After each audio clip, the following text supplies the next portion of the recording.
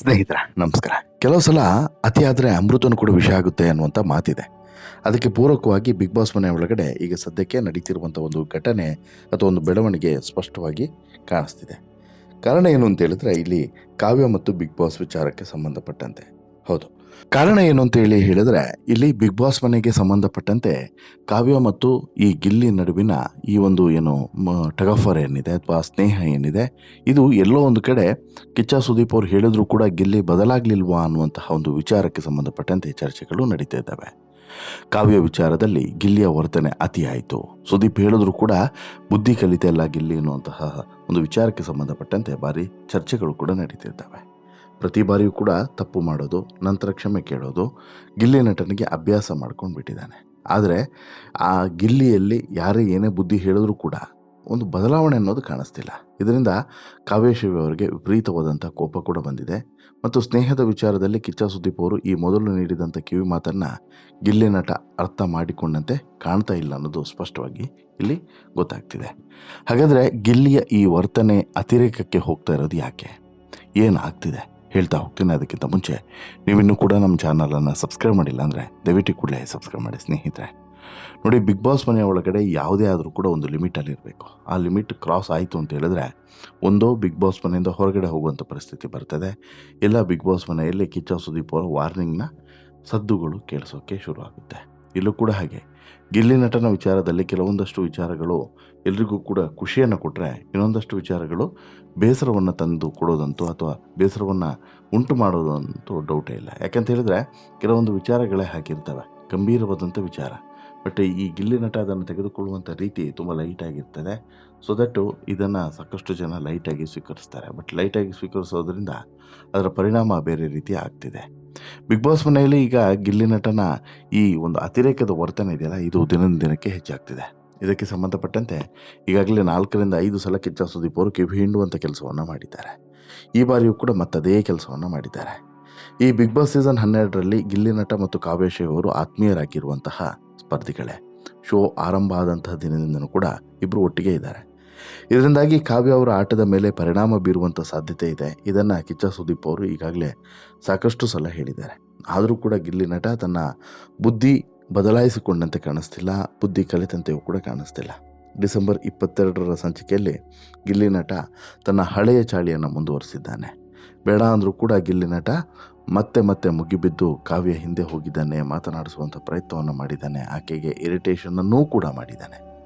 ಗಿಲ್ಲಿ ನಟ ಆತನ ವರ್ತನೆಯಿಂದ ಈಗ ಹಲವು ಬಾರಿ ಕಾವ್ಯ ಅವರಿಗೆ ಕಿರಿಕಿರಿ ಆಗಿದೆ ಅಂತೇಳಿ ಹೇಳಿದರೂ ಕೂಡ ಬುದ್ಧಿ ಕಲಿತಿರುವಂಥವನ್ನಲ್ಲ. ಇದನ್ನು ನೇರವಾಗಿ ಕಾವ್ಯ ಸಾಕಷ್ಟು ಸಲ ಹೇಳಿದ್ದಾರೆ.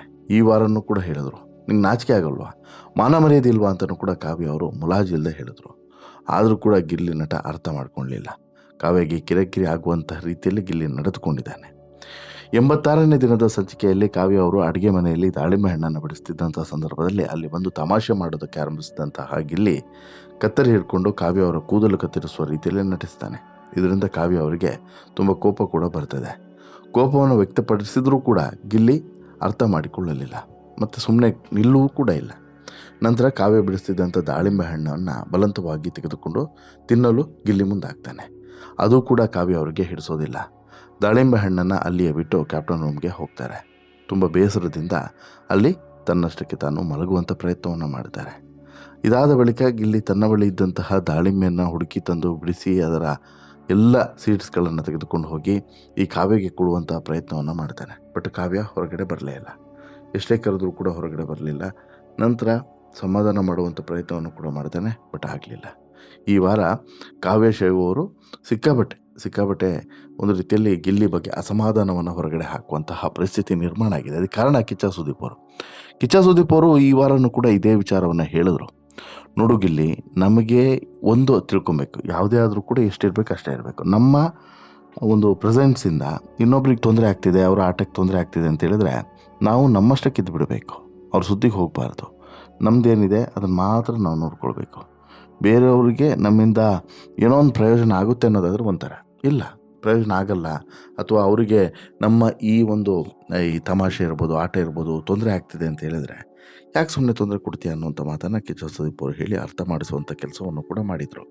ಆದರೆ ಇಲ್ಲಿ ಗಿಲ್ಲಿ ಮಾತ್ರ ಅದನ್ನು ಅಲ್ಲೇ ಕಿಚ್ಚ ಸುದೀಪ್ ಅವರು ಹೇಳಿದಂಗೆ ಅವ್ರ ಹಿಂದೆನೇ ಬಿಟ್ಟು ಇಲ್ಲಿ ಅವನಷ್ಟಕ್ಕೆ ಅವನು ತನ್ನ ಈ ಹಳೆಯ ಚಾಳಿಯನ್ನೇ ಮುಂದುವರಿಸಿದ್ದಾನೆ, irritate ಮಾಡೋದನ್ನೇ ಮುಂದುವರಿಸಿದ್ದಾನೆ.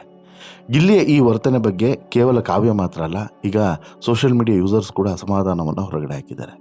Big boss Kannada season 12 ಕಾರ್ಯಕ್ರಮದ ಆರಂಭದಿಂದನೂ ಕೂಡ ಗಿಲ್ಲಿ ನಟ ಮತ್ತು ಕಾವ್ಯಶೈವ ಮಧ್ಯೆ ಆತ್ಮೀಯತೆ ಇದೆ, ಅನ್ಯೋನ್ಯತೆ ಇದೆ. ಹಾಗೆ ನೋಡಿದ್ರೆ ಇಬ್ಬರು ಕೂಡ ಬಿಗ್ ಬಾಸ್ ಮನೆಯೊಳಗೆ ಕಾಲಿಟ್ಟಿದ್ದೆ ಜಂಟಿಯಾಗಿ. ಈ ವಾರ ಬಿಗ್ ಬಾಸ್ ಮನೆಗೆ ಸ್ಪರ್ಧಿಗಳ ಕುಟುಂಬಸ್ಥರು ಕೂಡ ಆಗಮಿಸ್ತಿದ್ದಾರೆ. ಈಗಾಗಲೇ ರಾಶಿಕ್ ಅವರ ಕುಟುಂಬಸ್ಥರು ಕೂಡ ಬಂದಿದ್ದಾರೆ.